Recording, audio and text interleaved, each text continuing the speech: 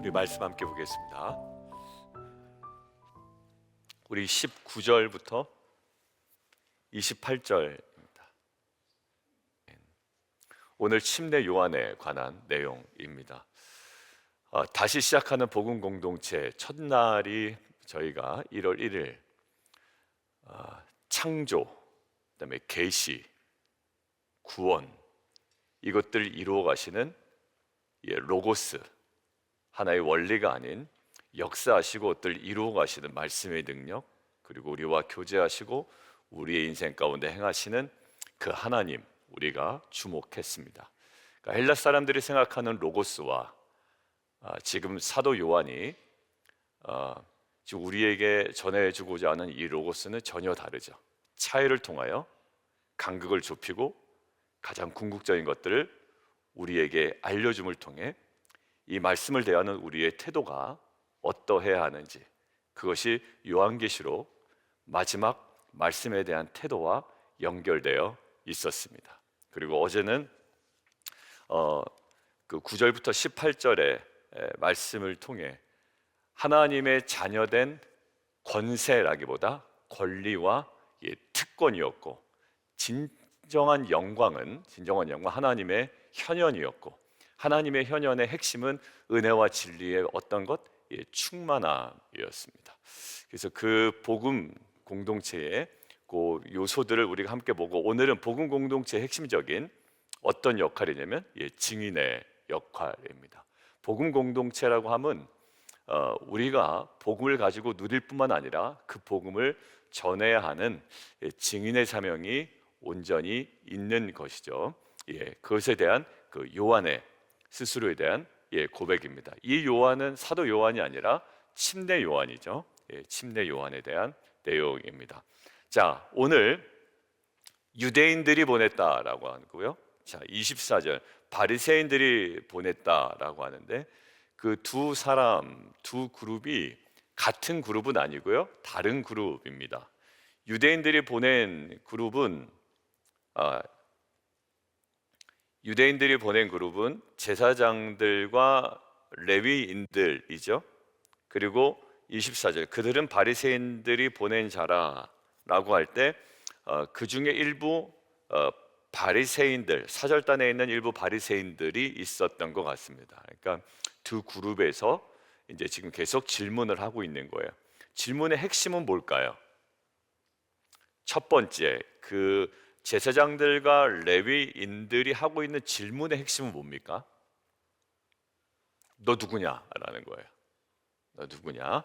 두 번째, 바리새인들이 보낸 그 사절단 안에 있는 일부 바리새인들이 묻는 질문의 핵심 뭘까요? 어떤 권위로 하느냐라는 거예요. 침례에 관해서 이야기하죠. 너 어떻게 네가 그 침례를 베푸느냐? 하나는 너 누구냐? 두 번째, 너 어떤 권위로 이것들을 하느냐라는 거예요. 오늘 두 가지로 나눠서 좀 보겠습니다. 여러분들이 물어볼 거죠? 너 누구냐고 물어볼 거예요. 이 질문 앞에 그 침례 요한의 이제 반응입니다. 너 누구냐라는 질문이에요. 19절에 정확하게 나와 있죠. 내가 누구냐? 그러니까 너 누구냐라는 거예요. 여러분들 왜 이런 질문을 받았을까요? 지나가는 사람한테 물어보지 않죠. 뭔가 그 사람들 눈에 특별해 보였던 모양입니다. 그리고 이미 지금 두 번째 질문을 보니 무엇을 이미 하고 있었다? 침례를 베풀고 있었다라는 거예요. 그러니까 단순히 침례를 베풀고 있는 것뿐만 아니라 그의 삶에 좀 특별함이 있었죠. 그때 물어봅니다. 너 누구냐라는 거예요. 근데 그것에 대해서 침례 요한이 이렇게 얘기합니다. 나는 그리스도가 아니다. 여러분들 보세요. 이상하지 않으세요? 빨리 이상한 점 하나 찾아보세요.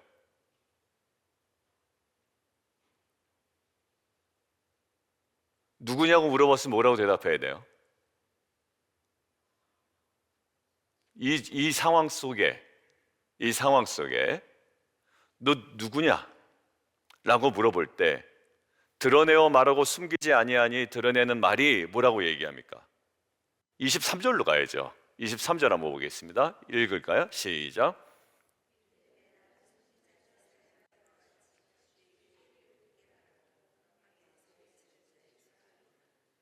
예, 이거예요. 근데 여러분들 이거를 바로 얘기하면 알아들었을까요? 못 알아들었을 거예요. 아마 이 과정이 있어도 23절을 정확하게 이해를 못했을 겁니다. 자, 첫 번째요. 여러분들 내가 누구냐라고 하는 데 있어서 가장 중요한 건 나는 무엇이 아닌가라는 거 먼저 규정하는 것이 내가 누구냐에 접근해 나가는 가장 중요한 과정이에요. 오늘 본문을 통해서예요. 여러분들 나는 내 자신을 너무 과대평가하는 경우가 있어요. 나는 대단한 사람이야. 나는 너희와 달라. 여러분들 이 의식이 우리 안에 여전히 남아 있으면요, 이게 우리의 인생을 잡는 쓴뿌리가 됩니다. 오히려 굉장히 자신감 있는 모습이 되기도 하지만 내가 아닌데 나를 나로 규정하는 그 모습이 진짜 나를 발견하지 못하는 걸림돌이 된다라는 거예요. 여러분들 침례 요한이 약간 붕 떠서 이 자기가 아닌 것에 자기를 대입하고 살아갔다라면 진정한 광야에서 외치는 자의 소리라는 사명을 잘 감당하지 못했을 겁니다. 인식이 중요한 것이 아니라 감당하기가 어려웠을 겁니다. 여러분들 조금 더 중요하니까 다시 한번 얘기할게요. 나는 광야에 외치는 자의 소리야라는 인식이 중요한 게 아니라요, 광야에 외치는 자의 소리로 살아가는 삶이 중요하잖아요. 다시 제 삶으로 얘기해 볼까요? 저는 겸손한 목회자입니다라고 제가 얘기하는 게 중요하지 않잖아요. 겸손한 목회자로 살아가는 게 중요하죠. 저는 아무것도 아닙니다라고 여러분들이 아무리 얘기해봤자 진짜 아무것도 아닌 것처럼 살아가는 게 아니라 대단한 사람처럼 막 사람들 앞에 어깨에 힘을 준다면 여러분들 아무 소용이 없잖아요. 그러니까 제가 말씀드리고 싶은 것은 광야에 외치는 자의 소리로 살아가기 위해서 침례 요한에게 필요했던 건 뭐냐? 왜냐하면 사람들이 다 그를 주목하고 있기 때문에 그는 먼저 성결해야 될 문제가 있었어요. 나는 이건 아니다라는 자기 부정이 있어야 된다라는 거예요. 여러분들 많은 지도자들이나 많은 리더들이나 또 많은 어떠한 그 공동체 안에 영향력 있는 사람들이 가장 조심해야 될 게 뭐냐면 그 자기 부정의 과정을 거치지 않은 자기 확신이에요. 나는 이런 소명이 있어, 이런 사명이 있어. 근데 왜 내 사명을 감당하는데 왜 도와주질 않지? 왜 내 의견에 합하지 않지? 여러분들 자기 부정이 없는 자기 확신이 굉장히 위험합니다. 많은 사례들을 통해서 볼 수가 있어요. 여러분들 오늘 보면 너 누구냐라고 하는데 먼저 무슨 얘기합니까? 그리스도가 아니래요. 누가 물어봤나요? 그리스도냐고 아니냐고. 그런데 요한이 드러내어 말하고 숨기지 아니하니 드러내어 하는 말이 나는 일단보다 그리스도가 아니다. 자, 학자들의 의견을 빌려서 이렇게 정리합니다. 자기가 그리스도가 아니라고 부인하는 것은 적극적인 그리스도에 대한 증언의 출발이 된다라는 거예요. 그러니까 자신이 그리스도가 아니라고 얘기하는 것 자체가 굉장히 적극적인 그리스도를 증거하는 데에 도움이 되고 출발이 된다라는 거예요. 여러분들 여기서 보면 또 두 번째 그리스도가 아니라고 얘기하니 물어봅니까? 엘리야냐라고 물어봅니다. 여러분들 말라기서 4장 5절을 보면 잠깐 한번 좀 찾아볼까요? 여러분들 아시겠지만 말라기 4장 5절을 보면 이렇게 되어 있습니다. 보라, 여호와의 크고 두려운 날이 이르기 전에 내가 선지자 엘리야를 너희에게 보내리니. 그러니까 이 유대인들에게는 이 엘리야가 다시 온다, 엘리야가 온다, 엘리야를 보낸다라는 이 생각이 있는 겁니다. 그러니까 이 사람들이, 유대인들이 너 그 말라기 4장 5절에서 예언된 그 엘리야 맞아? 라고 이야기하는 겁니다. 그런데 뭐라고 대답하죠? 아니라고 이야기합니다. 여러분들 이거는 좀 이상해요. 왜 이상하냐면 마태복음 보시죠. 여러분들 제가 이상해요 그러면 뭐가 이상하다는 거지? 조금씩 이렇게 따라와 보세요. 우리 마태복음 한번 보실게요. 마태복음 11장 한번 보시죠.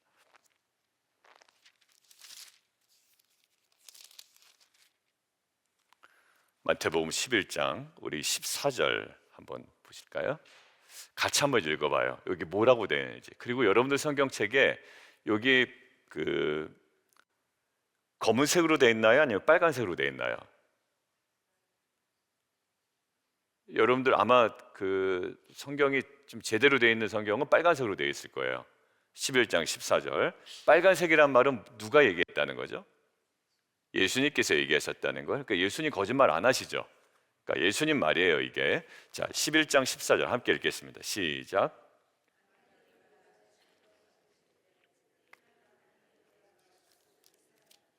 여러분들 이거 누구한테 얘기한 거예요? 11장 2절에 제목이 뭐로 되어 있나요? 침례 요한으로 되어 있죠. 침례 요한에 대한 예수님의 증언이에요. 그러니까 이 사람이 뭐래요? 예, 오리를 한 엘리야가 바로 그 침례 요한이래요. 자, 예수님은 침례 요한을 어떻게 인식하고 있어요?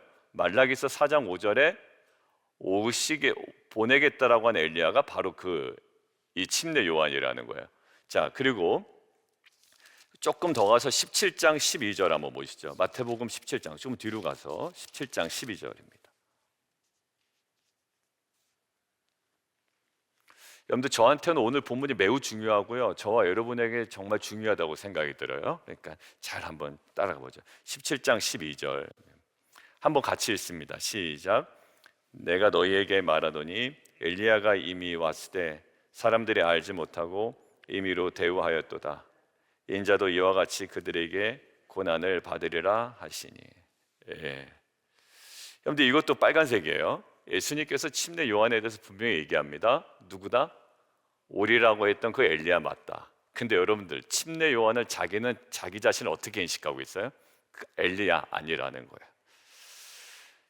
그러니까 여러분들 이게 좀 맞다 틀리다의 관점이 아니에요. 지금 이거는 침례 요한이 자신을 잘 몰랐구나라는 관점도 아닙니다. 그러니까 여기서 저 궁금했어요. 그래서 이게 예수님의 평가와 자신이 스스로를 바라보는 평가가 지금 다르잖아요. 그러니까 결국 이렇습니다. 예수님의 평가와는 달리 침례 요한은 자신의 사역에 큰 의미를 부여하지 않았다라는 거예요.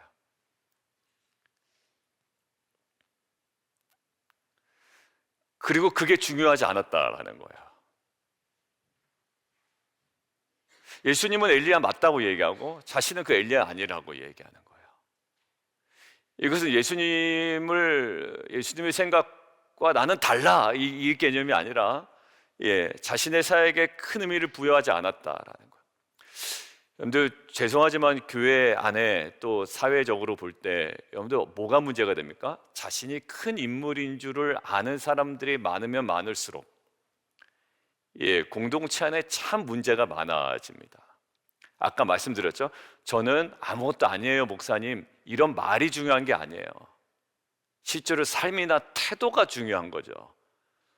저는 아무것도 아니에요 라고 이야기했지만 저는 그저 겸손한 목회자입니다 라고 이야기는 했지만 여러분들 삶이 그렇지가 않으면 사실 굉장히 힘듭니다. 관계 속에. 그죠? 근데 여기 보면 침례 요한은 적극적인 자기 부정을 하는 거예요. 나는 너 누구냐? 그리스도 난 아니야. 엘리야야? 아니야. 그것도 아니야. 그 다음에 어디까지 가냐면 너 그 선지자냐? 그 선지자는 뭘까요? 신명기 18장 15절에 모세에게 이야기합니다. 내가 한 선지자를 보내겠다라는 거예요. 그게 바로 이제 메시아 얘기잖아요. 자, 그런데 거기에 대해서 뭐라고 그래요? 아니다라고 이야기합니다. 여러분들 이 세 번의 부정이 있죠. 자, 이 세 번의 부정, 그리스도가 아니다, 엘리야가 아니다, 나는 그 선지자가 아니다 라는 거예요. 여러분들 단도직입적으로 나는 누구다라고 이야기하면 되는데 아니라는 것을 계속 강조합니다.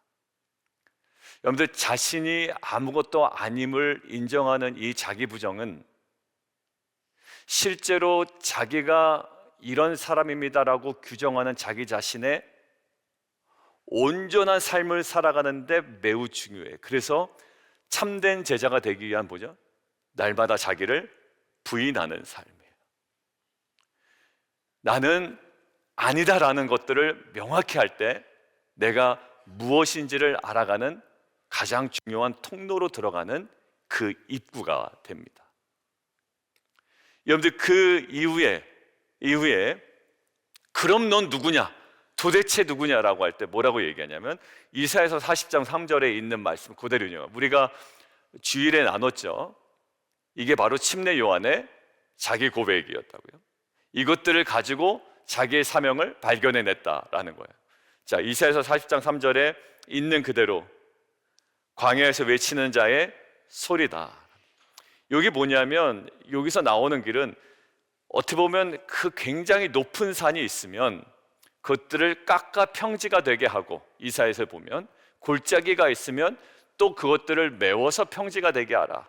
그러니까 주님의 오실 길을 만약 예를 들면 왕이 행차할 때 왕의 길을 평탄하게 만드는 것처럼 그 주님이 오실 길을 평탄하게 하는, 높은 산은 깎아서 평지가 되게 하고 골짜기는 메워서 평지가 되게 하고, 이것들을 그 오실 길을 예비하는 광야에서 외치는 자의 뭐가 된다? 예, 소리가 된다라는 거예요. 여러분들 누구냐라고 할 때, 결국 너 누구냐라고 할 때 어디에 포인트가 있습니까? 나는 누구다가 아니라 누구와의 관계 속에, 앞으로 오실 그분과의 관계 속에서의 나의 역할이었던 거예요. 여러분들 우리의 사명은 뭐냐면 내가 사람들 앞에 얼마나 영향력을 끼치는 자가 아니라 하나님과의 나와의 관계 속에 주님이 어떻게 드러나느냐가 나의 사명이라는 거야. 이거 되게 중요한 건데, 여러분들 사명이 뭐냐면 내가 얼마나 사람 앞에 영향을 발휘하느냐, 사람들이 나를 얼마나 칭찬하느냐, 내가 사람 앞에 얼마나 쓰임받느냐가 중요한 게 아니라, 중요해요, 물론 중요해요. 내가 사람들 앞에, 이 인류 앞에 얼마나 쓰임받느냐가 중요해요. 그렇지만 오늘 본문을 통해서 복음 공동체에 속한 자의 사명이 뭐가 되냐면 나는 아니다. 이 아니다는 왜냐하면 왜 다 영향력이 있거든요. 괜찮은 것들이거든요. 아니고 무엇에 집중하냐면 침례 요한의 사명은 결국 누구와의 관계 속에 누구를 드러내는 거예요? 주님과의 관계 속에 주님을 드러내는 것이 침례 요한의 사명의 핵심이었다라는 거예요. 그러니까 자기가 뭐가 되든 상관없어요. 그분이 정확하게 드러나도록 자기가 그 일만 하면 되는 거예요. 여러분들 왜 제가 이런 얘기하는 거 좀 죄송합니다만, 목회자들이 왜 타락하고 성도들이 타락하고 리더들이 타락하고 왜 서로 싸울까요? 딱 그거 하나거든요. 어떻게 하면 주님이 드러날 것인가라기보다, 피스메이커 할 때 어떻게 하나님을 영화롭게 하는 것보다 내가 싸움에서 이길 것인가, 우리 얘기했죠. 싸움에서 이길 것인가 아니면 주님을 드러낼 것인가, 우리 부부제자도에서 얘기한 것처럼 결국 이 침례 요한의 핵심은 주님과의 관계 속에 주님을 어떻게 드러내는가에 초점이 있었던 거예요. 여러분들 세상에 참 영향력 있는 사람들 많아요. 그렇지만 이것이 진정한 사명이냐? 그 분명한 기준이 뭡니까? 주님이 드러나느냐. 교회의 사명은 뭘까요? 복음이 선포되느냐, 그분이 데몬스트레이션 되느냐, 완전히 드러나고 있느냐, 날마다 계속 나타나지고 있느냐라는 거예요.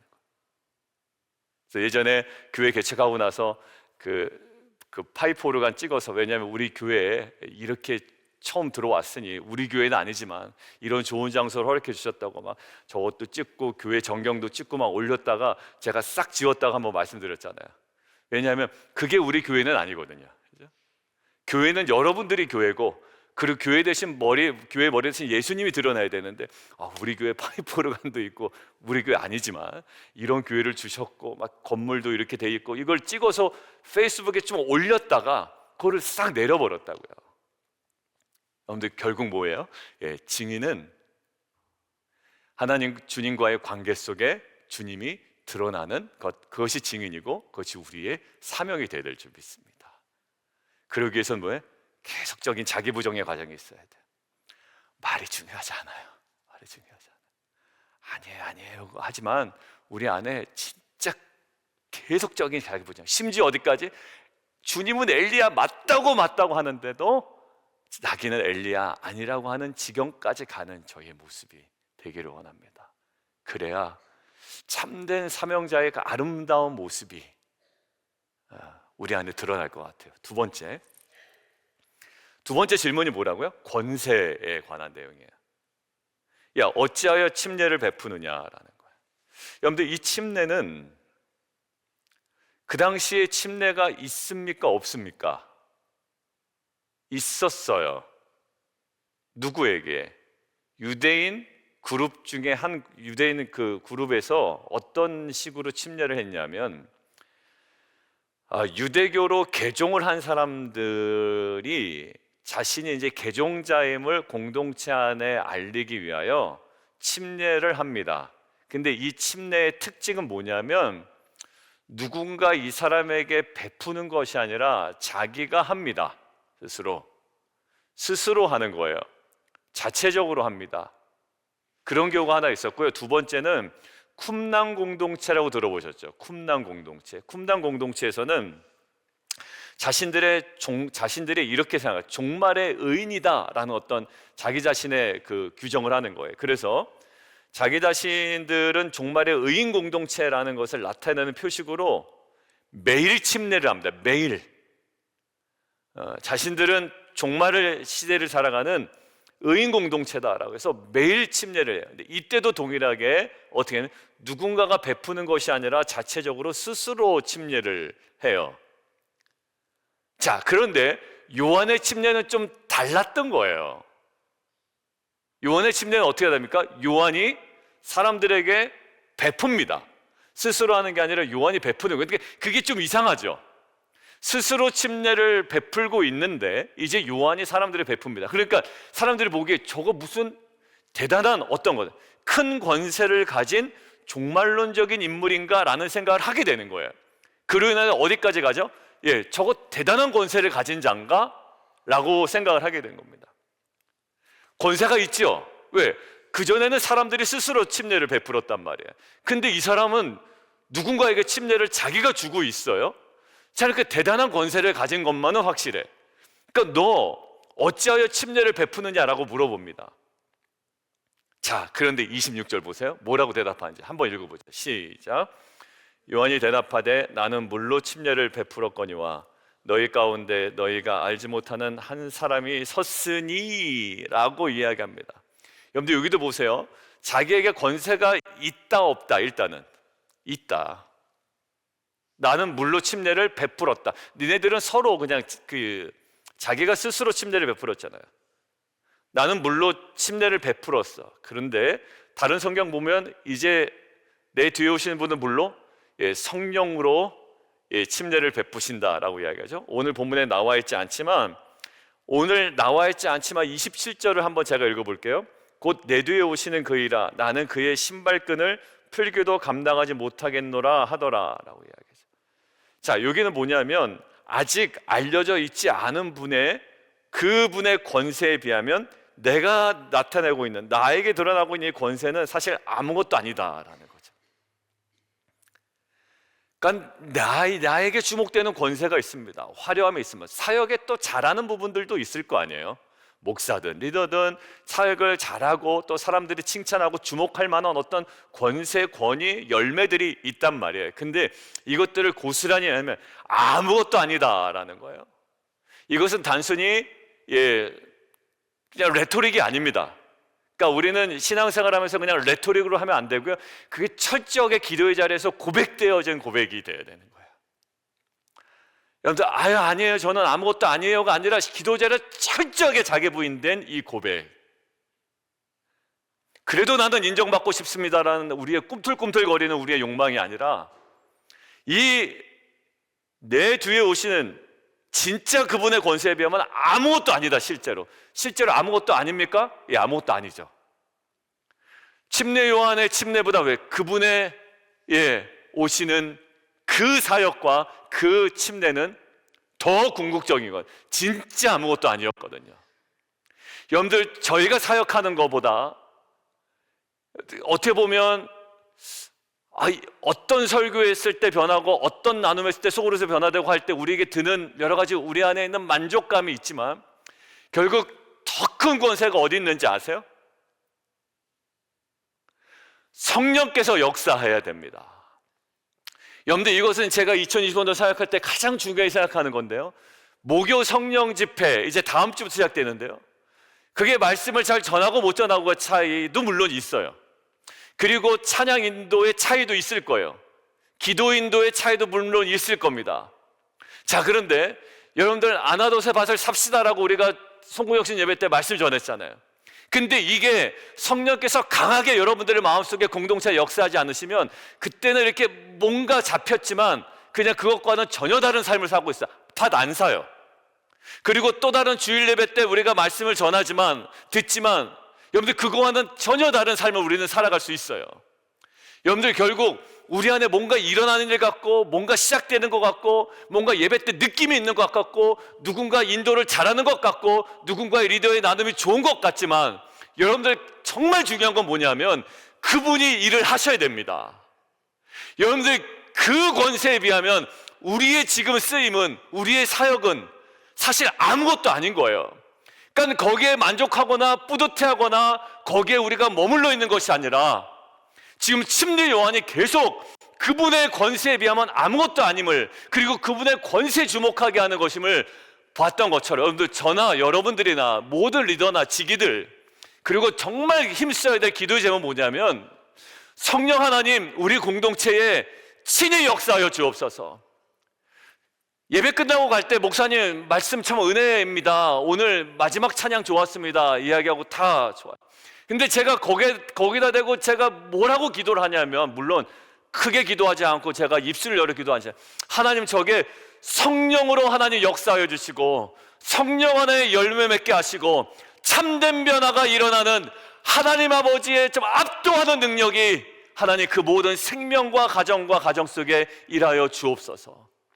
이거 아니면요 그냥 설교 52주 동안 설교 다 듣고 때마다 주시는 은혜 있고 그냥 기분 좋고 느낌은 있지만 실제적인 변화가 일어나지 않아요.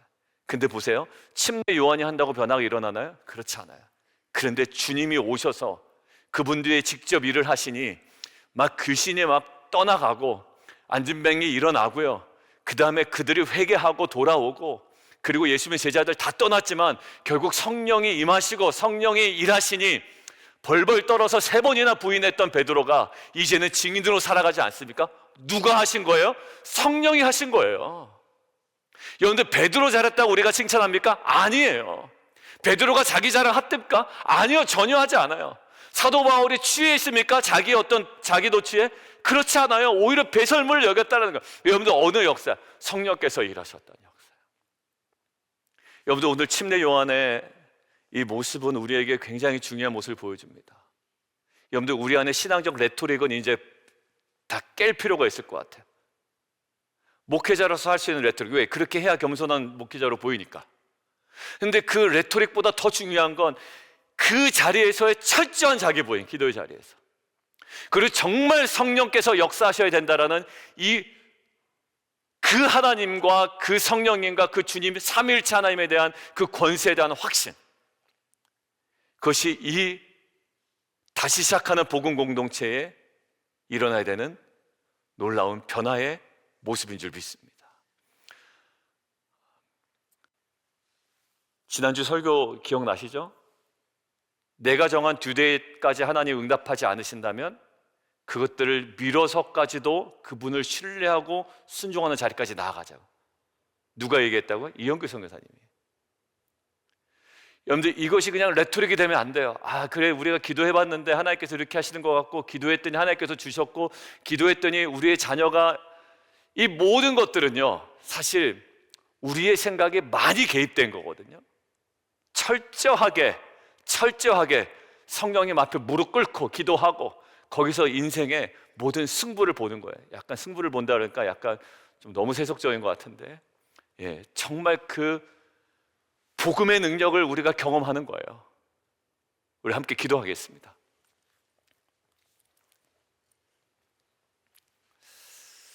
오늘 2가지예요. 너 누구냐라고 했던데, 계속적인 자기 부정으로 가죠. 3번이나. 그때서야, 그 이후에서야 자기가 무엇인지를 얘기하는데 결국 뭐냐면 나는 뭐다라기보다 애매한 소리를 합니다. 애매하지 않아요. 왜 애매하지 않냐면 이것은 이사야 40장에 기록된 말씀에 근거하여 자기 사명을 딱 아는데, 이 사명은 뭐냐? 그 주님과 관계된 것이고 주님을 드러낸 거예요. 자, 첫 번째, 철저한 세속적인 자기의 모습을 부정하고 주님과 관계된, 그리고 주님을 드러내는 각자의 사명이 선명해지는 은혜 있게 하여 주옵소서. 첫 번째 기도 제목, 여러분들 주님과 관계된 것이어야 되고, 주님과의 관계 속이 이루어져야 되고, 주님이 드러나는 것이 우리의 사명입니다. 여러분들의 비즈니스를 통해서 주님이 드러나야 돼요. 여러분들의 자녀의 진로 가운데 결국 주님이 드러나야 됩니다. 우리 교회를 통하여 주님이 드러나야 되고 선포돼야 되고, 이 조목사의 사역을 통해서도 주님이 드러나야 돼요. 그리고 두 번째, 권세인데요. 우리에게 있는 달란트가 있어요. 참 은혜로운 사역들이 있습니다만 이 결국 아무것도 아닙니다. 왜? 그분이 이루시지 않으면, 그분이 영광받지 않으시면 아무것도 아닌 거예요. 우리가 그 하나님 자리에 딱 서 있으면 안 된다고요? 예, 하나님이 일하셔야 돼요. 하나님 성령께서 주도하시고 역사하는 사역되게 도와주시고, 정말 나는 무익한 종입니다라는 이 고백이 신앙적 레토릭이 아니라 우리의 기도의 자리에서 철저하게 고백된 우리의 신앙의 본질되게 도와주옵소서. 우리 주님 이름 3번 부르고 함께 기도합니다. 주여, 주여, 주여. 살아계신 하나님 아버지,